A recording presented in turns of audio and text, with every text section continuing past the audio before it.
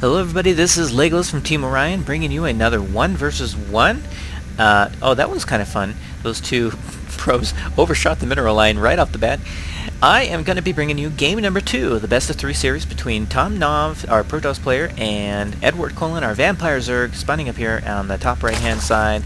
And yeah, we'll see what happens this game. The first game we saw Tom Nov pretty much just, I don't know what he was doing. He's pretty much stuck to the gateway units. He got his fast natural, but he never expanded, so it was, by the end of the game, it was a 4-base Zerg versus a 2-base Terran. Oh my goodness. Let's try a 2-base Protoss. Anyway, so, and in the end, it was basically just a macro game. EdwardCullen pretty much took that on the macro side, and he just had stronger upgrades with his units, and so the Hydras combined with the Roaches pretty much took out the Protoss ball, and there wasn't a whole lot of that Tomnov could do at that point. So we'll see what kind of a game comes next here. This is a gold level play, a matchup between these two players. So they are on our favorite Metalopolis here, and yeah, we'll see. It looks like we've got a fairly early spawning pool, which is not a bad idea with the Zerg on this map. A lot of times they can exploit this really short rush distance, and if the Protoss player doesn't actually wall off or forgets to put his Zealot on hold, which I have done so many times, then the Zerglings can go in here and cause a lot of damage. So,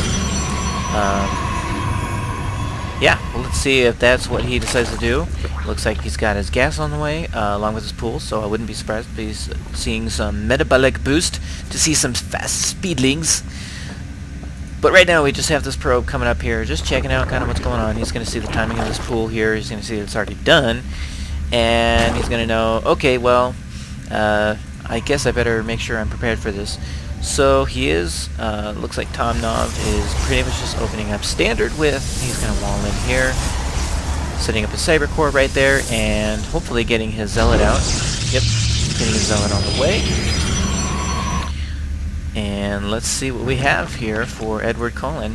It looks like he's getting his Queen out first, so that he can get some larvae up and going. He does have a Roach Warren coming out, so actually this is a fairly quick Roach Warren. Where is that Roach Warren? Oh, there it is, right here on the top. So rather than Speedlings, it looks like he's going to go with some Roaches here. I wouldn't be surprised to see him come up here and just kind of do the standard Roach bust, knock down the front door here. But we will see. At the same time, you got this probe that's coming up here, and he is going to be a sneaky little probe. He's going to hit up there, and he's going to drop a pylon up here. That's very good. Hopefully the Zerg player doesn't scout that out.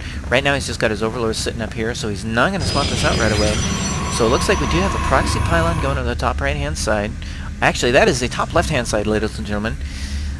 And so I'm going to guess that we're going to see some kind of a 4-gate. There's gate number 2. He is currently boosting out his Cyber Core, and he did save up a lot of energy, so it does look like Tom Nov is going to crank out his gateway as fast as he can and get those upgraded to warp gates.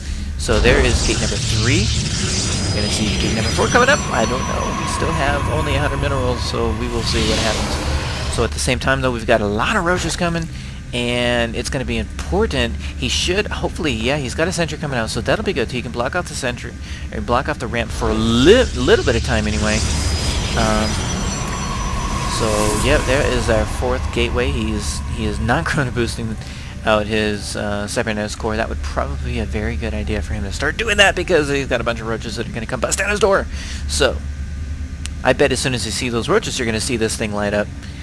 Let's find out here. Oh, and the Overlord is going to come up here and spot the high ground, so these Roaches will be able to try to take off this. Oh man, he's going to get the sentry. That's going to be really bad news if he takes out the sentry! And he's got another sentry, but that sentry is going to block off nothing.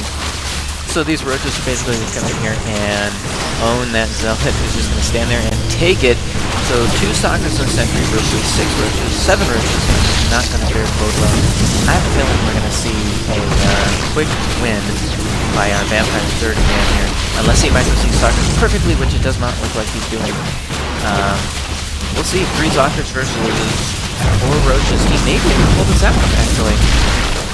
If he hurts, he does focus fire on those Roaches, so there's a current boost on all 4 gateways, which is very smart, so he is going to be able to hold this off. And it's going to be important for him to watch the counterattack, though.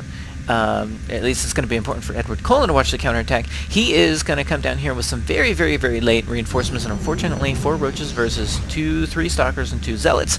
The roaches will probably lose, so he is going to back that up with a couple more roaches.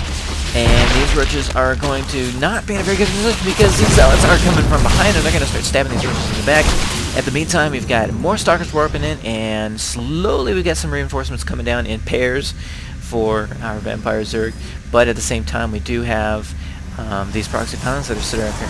Now, this Overlord does spot this, so he knows that there are proxy pylons up here, and wisely he's going to back up and prepare for some kind of a push by a Protoss player.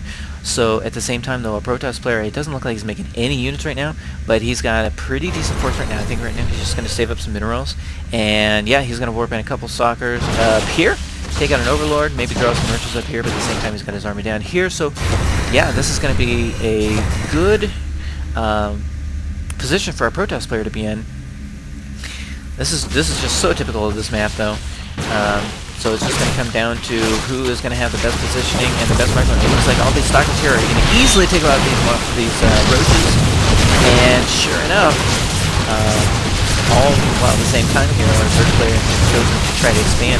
Unfortunately, at this point, he's got all these stalkers and zealots that he's poking up in his natural and a proxy pylon. So that is 300 minerals less that he could have put forward units that unfortunately he is probably going to win by, or he's going to probably lose by